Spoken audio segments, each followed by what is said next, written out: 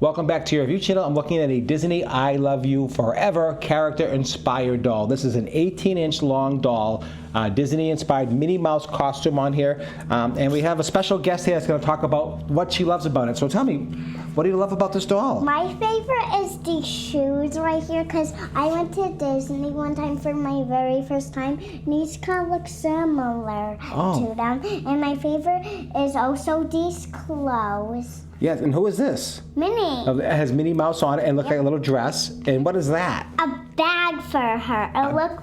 Let me show you something. Okay, yes, please. A pocketbook. And it holds it in the hand, right? Yep. Yep. And now this is open? Yep.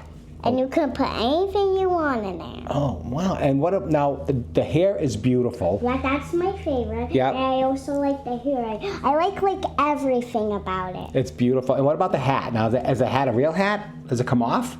Yep. Oh, it comes off. Okay, cool. Mm-hmm. And let's show everybody the hat. It has a daisy on it, right? Yep. Has a daisy on it. And let's put the hat on the doll. Let's show you how you put the hat on the doll, dress the doll.